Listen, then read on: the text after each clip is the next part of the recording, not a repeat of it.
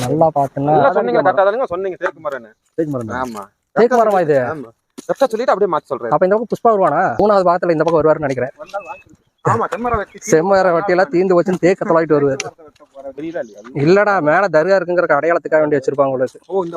இந்த வழியா போனா தர்கா இருக்குன்னு அடையாளத்துக்காக பண்ணிருப்பாங்க. கத்தால குத்தா? கத்தாலையா?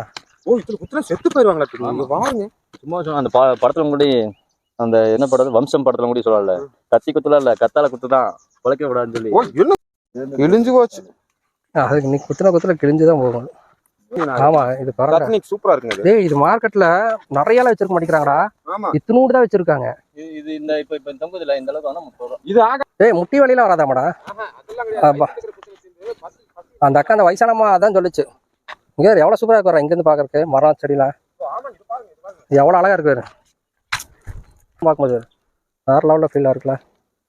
அப்படியே ஒரு வழியா வரணும் ரொம்ப நாளாக நினச்சது வந்தாச்சு. இங்கேருந்து இந்த மலை பவானி சேர் வரைக்கும் அப்படியே தொடர்ச்சியாக மழை போகுது. எது வரைக்கும் போகுதுன்னு தெரியல. சத்தியமங்கலம் அதுக்கெல்லாம் இது டச் ஆகும்டா. இதெல்லாம் இல்லைடா இந்த மலை நேரம் போகும்டா. ஃபாரஸ்ட் ரேஞ்சர் காலையில் வந்தாங்கன்னா சாயந்தரம் வரைக்கும் இந்த பக்கம் உள்ளே போயிட்டு மறுபடியும் போகலாம். இந்த மலை மேலே வரணும்னா இதுக்குள்ள போயிடாதீங்க, சுற்றி போகலாம். ஆனால் இதுக்குள்ள போனீங்கன்னா நீங்கள் கோயிலுக்கு போகலாம். இந்த பக்கம் நீங்கள் போறதுக்கு இந்த பக்கம் சைடு போனீங்கன்னா நேராக கோயிலுக்குள்ள நுழைஞ்சு ஒருவேளை காரோ பைக்கோ எடுத்துட்டு வந்தீங்கன்னா ஈஸியாக நீங்கள் போயிடலாம். ஆனால் கல்லுலாம் நிறையா இருக்கு. என்னையே சரிச்சு விடுது பார்த்தீங்களா? ஆமாம், மேலே ஏறும் போது நீங்கள் பைக்கோ கார்லையோ அசால்ட்டாக ஏறிடலாம். ஆனால் இறங்கும் போது ஃபுல்லாக கல்லாக இருக்கிறதுனால உங்களுக்கு ஸ்கிட் ஆகும். பார்த்து பொறுமையாக இறங்கணும். அந்த மாதிரி இறங்கக்கூடியவங்களா இருந்தாங்கன்னா தாராளமாக நீங்கள் அவங்கள கூட்டிகிட்டு வரலாம், அனுபவம் இருந்துச்சுன்னா.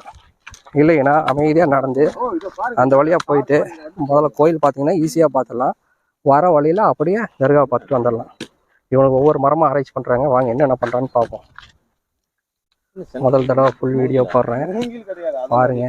காட்டை பற்றி ஒரு முக்கால்வாசி தெரிஞ்சவர் இவர் தான். பார்த்தீங்களா, இதுக்கு பச்சையாக இருக்கா, மேலே ஏறிட்டு இருக்கா.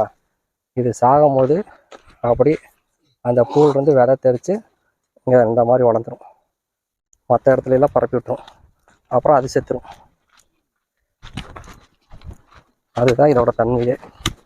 இது மூங்கிலாம் அந்த மாதிரி தான் பண்ணுமாமா.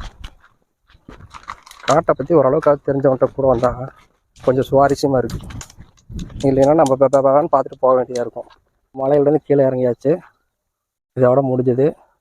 இது சிராஜ் நகருக்குள்ளப்பா. உள்ளே நுழைஞ்சிங்கன்னாவே இந்த மலை தான்.